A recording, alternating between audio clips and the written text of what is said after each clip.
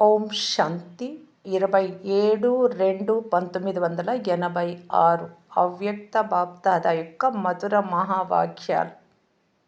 ఆత్మిక సైన్యం కల్పకల్పపు విజయులు. ఆత్మిక శక్తి సైన్యం, పాండవ సైన్యం, ఆత్మిక సైన్యమంతా సదా విజయులము అనే నిశ్చయము మరియు నశాలో ఉంటున్నారు కదా. ఇతర ఏ సైన్యమైనా యుద్ధం చేస్తున్నప్పుడు విజయులుగా అవుతాము అనే గ్యారెంటీ ఉండదు. విజయం ఫిక్స్ అయ్యే ఉంది అనే నిశ్చయం ఉండదు. కానీ ఆత్మిక సైన్యం, శక్తి సైన్యమైన మీరు కేవలం ఇప్పుడు మాత్రమే విజయులు కాదు, కల్పానికి విజయులమే అనే నిశ్చయము మరియు నశాలో సదా ఉంటారు. మీ కల్పకృతపు విజయ కథలను కూడా భక్తి మార్గంలో వింటున్నారు. పాండవుల విజయానికి గుర్తుగా ఉన్న కథను ఇప్పుడు కూడా వింటున్నారు. మీ విజయ చిత్రాలను ఇప్పుడు కూడా చూస్తూ ఉన్నారు. భక్తిలో కేవలము అహింసకులకు బదులుగా హింసకులుగా చూపించారు, ఇతరులను చంపే వారిగా. ఆత్మిక సైన్యాన్ని సాధారణమైన భౌతిక సైన్యంగా చూపించారు. మీ విజయపు గాయనాన్ని ఇప్పుడు కూడా భక్తుల ద్వారా విని హర్షితులవుతారు. ప్రభు ప్రీతి బుద్ధి విజయంతి, విపరీత బుద్ధి వినశ్యంతి అని కూడా గాయనం ఉంది. మరి కల్పకృతపు మీ మహిమ ఎంత ప్రసిద్ధమైనది. విజయం ఫిక్స్ అయినందుకు నిశ్చయ బుద్ధి విజయులుగా ఉన్నారు. అందుకే మాలను కూడా విజయ మాల అని అంటారు. మరి నిశ్చయము మరియు నశ రెండు ఉన్నాయి కదా. ఎవరైనా ఒకవేళ అడిగితే మా విజయం ఉండనే ఉన్నది అని నిశ్చయంతో చెప్తారు. స్వప్నంలో కూడా ఏమో తెలియదు, విజయం వస్తుందో రాదు అనే సంకల్పం రాకూడదు. విజయం తథ్యం. గడిచిన కల్పం గురించి మరియు భవిష్యత్తు గురించి కూడా మీకు తెలుసు.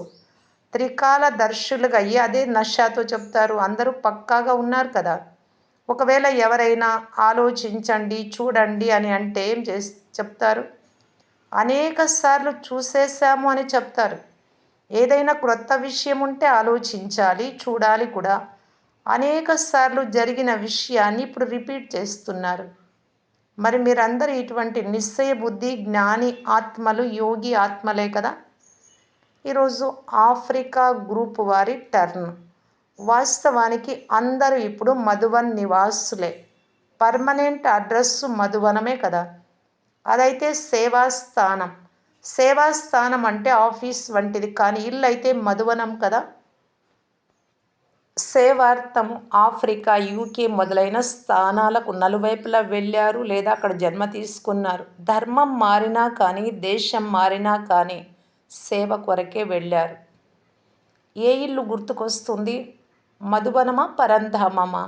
సేవా స్థానంలో సేవ చేస్తున్న సదా మధువనము మరియు మురళివే గుర్తు ఉంటాయి కదా.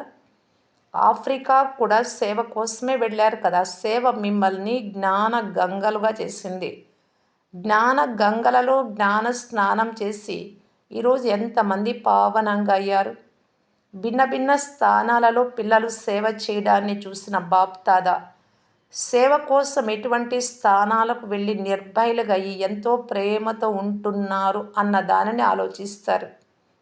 ఆఫ్రికా వారి వాయుమండలం, వారి ఆహార వ్యవహారాలు ఎటువంటివి అయినా కూడా సేవ కారణంగా ఉన్నారు. ఇక్కడ నుంచి వెళ్ళి అక్కడ సేవ చేయడానికి సేవా బలము లభిస్తూ ఉంటుంది. సేవకు ప్రత్యక్ష ఫలం లభిస్తుంది. ఆ బలము నిర్భయులుగా తయారు చేస్తుంది. ఎప్పుడూ భయపడరు కదా. అఫిషియల్ నిమంత్రణ మొదట ఇక్కడి నుండే లభించింది. విదేశాల సేవ కొరకు నిమంత్రణ అంటే ఆహ్వానం లభించడంతో అటువంటి దేశాలకు చేరుకున్నారు. నిమంత్రణ ద్వారా సేవకు పునాది ఇక్కడి నుండే ప్రారంభమైంది. సేవ యొక్క ఉత్సాహ ఉల్లాసాల ప్రత్యక్ష ఫలాన్ని ఇక్కడ పిల్లలు చూపించారు.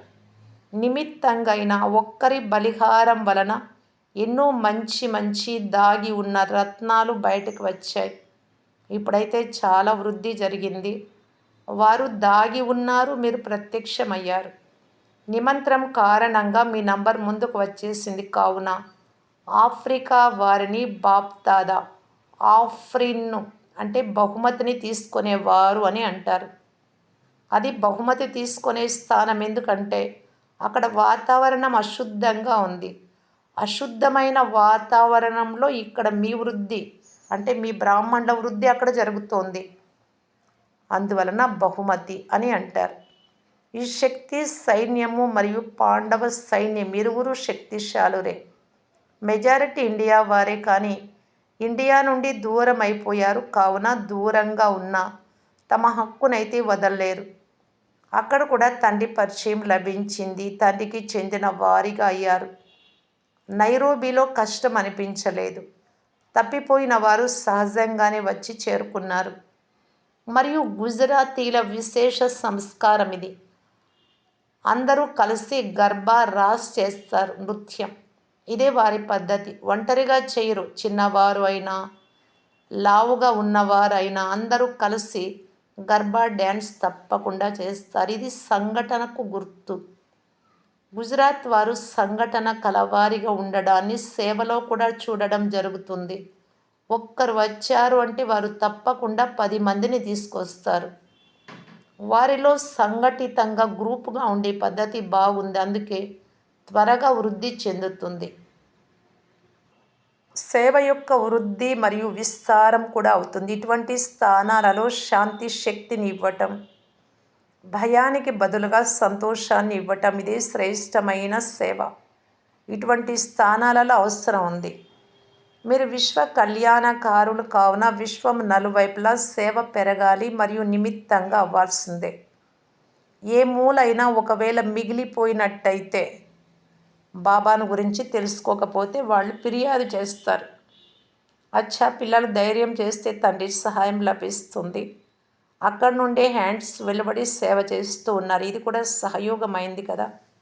స్వయం మేల్కొంటే చాలా మంచిది, కానీ స్వయం మేల్కొని తర్వాత ఇతరులను మేల్కొల్పేందుకు కూడా నిమిత్తంగా అయ్యారు. ఇది డబల్ లాభమైంది. చాలా వరకు హ్యాండ్స్ కూడా అక్కడి వారి విశేషత బాగుంది. విదేశాల సేవలో మెజారిటీ అక్కడే వెలువడి అక్కడే సేవకు నిమిత్తంగా అవుతారు. విదేశాల వారు భారతదేశానికి హ్యాండ్స్ ఇవ్వలేదు. భారతదేశం విదేశం వారికి హ్యాండ్స్ ఇచ్చింది. భారతదేశం చాలా పెద్దది. వేరు వేరు జోన్లు ఉన్నాయి. స్వర్గంగా అయితే భారతదేశాన్ని చేయాల్సి ఉంటుంది.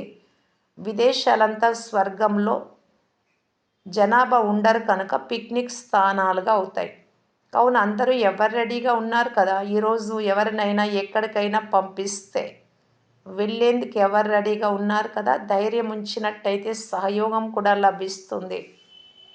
ఎవరు రెడీగా తప్పకుండా ఉండాలి. అటువంటి సమయం వచ్చినప్పుడు ఆర్డర్ చేయాల్సి వస్తుంది. తండ్రి ద్వారా ఆర్డర్ రానే వస్తుంది. ఎప్పుడు చేస్తారో ఆ తేదీ అయితే చెప్పరు. తేదీని చెప్పినట్టయితే అందరూ నంబర్ 1లో పాస్ అయిపోతారు. ఇక్కడ అకస్మాత్తుగా తేదీని గురించి ఒక్కటే ప్రశ్న వస్తుంది. ఎవరు రెడీగా ఉన్నారు కదా.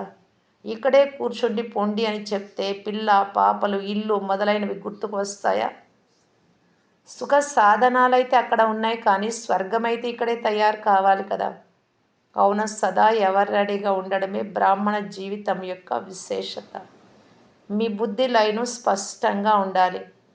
సేవ కోసం నిమిత్త మాత్రంగా స్థానాన్ని తండ్రి ఇచ్చారు. కావున నిమిత్తంగా ఈ సేవలో ఉపస్థితులయ్యారు. తర్వాత తండ్రి నుండి సూచన లభించింది అంటే ఏమీ ఆలోచించాల్సిన అవసరమే లేదు. డైరెక్షన్ అనుసారంగా సేవ బాగా చేస్తున్నారు. అందుకే అతీతంగా మరియు తండ్రికి ప్రియంగా ఉన్నారు. ఆఫ్రికా వారు కూడా బాగా వృద్ధి చేశారు. విఐపి సేవ బాగా జరుగుతుంది. గవర్నమెంట్తో కూడా కనెక్షన్ బాగుంది. అన్ని రకాల వర్గాలకు చెందిన ఆత్మల సంపర్కం ఏదో ఒక సమయంలో సమీపంగా తప్పకుండా తీసుకొస్తుంది. ఇది విశేషత. ఈరోజు సంపర్కంలోకి ఉన్నవారు రేపు సంబంధంలోకి వచ్చేస్తారు. వారిని మేల్కొల్పుతూ ఉండాలి. లేకపోతే కొద్దిగా కళ్ళు తెరిచి మళ్ళీ నిద్రపోతారు. కుంభకర్ణులుగా అయితే ఉండనే ఉన్నారు. నిద్ర మత్తు ఉన్నప్పుడు ఏమైనా తిన్నా త్రాగినా మర్చిపోతారు. కుంభకర్ణులు కూడా అలాగే ఉంటారు. మళ్ళీ వస్తాం, ఇది చేస్తాం అని అంటారు, కానీ మళ్ళీ అడిగితే గుర్తు లేదు అని అంటారు. కావున మాటి మాటికి మేల్కొల్పాల్సి వస్తుంది.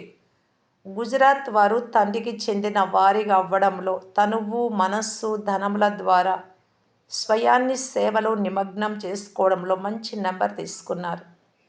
సహజంగానే సహయోగులుగా అవుతారు. ఇది కూడా భాగ్యమే. గుజరాత్ వారి సంఖ్య బాగుంది. తండ్రికి చెందిన వారిగా అయ్యే లాటరీ తక్కువైనదేమీ కాదు. ప్రతి స్థానంలోనూ తండ్రి నుండి విడిపోయిన రత్నాలు ఎవరో ఒకరు ఉండనే ఉన్నారు. ఎక్కడ కాలు పెట్టినా ఎవరో ఒకరు తప్పకుండా వెలువడతారు.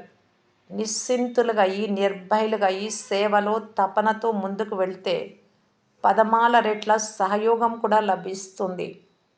అఫీషియల్ నిమంత్రణ, ఆహ్వానం అయితే ఇక్కడి నుండే ప్రారంభమైంది. అయినా సేవకు జమ అయితే అయింది కదా, ఆ జమా ఖాతా సమయానికి తప్పకుండా లాగుతుంది. కావున అందరూ నంబర్ 1 తీవ్ర పురుషార్థులు, బహుమతిని తీసుకునే వారే కదా. సంబంధాలు నిర్వర్తించడంలో నంబర్ 1, సేవలో రుజువు చూపించడంలో నంబర్ 1, అన్నింటిలోనూ నంబర్ 1 అవ్వాల్సిందే. అప్పుడే బహుమతిని తీసుకుంటారు. బహుమతుల మీద బహుమతులు పొందుతూ ఉండాలి. అందరి ధైర్యాన్ని చూసి బాప్దాదా సంతోషిస్తారు. అనేక ఆత్మలకు తండ్రి ఆధారాన్ని ఇప్పించేందుకు నిమిత్తులై ఉన్నారు. పరివారాలకు పరివారాలే మంచి ఉన్నాయి కుటుంబాలు. పరివారాన్ని బాబా పుష్పగుచ్ఛము అని అంటారు. కుటుంబమే జ్ఞానంలో ఉండేవారు. ఈ విశేషత బాగుంది. వాస్తవానికి అన్ని బ్రాహ్మణుల స్థానాలే. ఒకవేళ ఎవరైనా నైరోబీ వెళ్ళినా లేక మరెక్కడైనా వెళ్ళినా ఇది మా సెంటరు, బాబా సెంటరు అని అంటారు. మా పరివారము అని అంటారు. మరి ఎంత భాగ్యశాలిగా అయ్యారు. బాప్దాదా ప్రతి ఒక్క రత్నాన్ని చూసి సంతోషిస్తారు. ఏ స్థానానికి చెందిన వారైనా సరే వారు తండ్రికి చెందిన వారు మరియు తండ్రి పిల్లలకు చెందినవారు. అందుకే బ్రాహ్మణ్ ఆత్మలు అత్యంత ప్రియమైన వారు, విశేషమైన వారు, ఒకరికంటే ఒకరు ఎక్కువ ప్రియంగా అనిపిస్తారు. అచ్చా.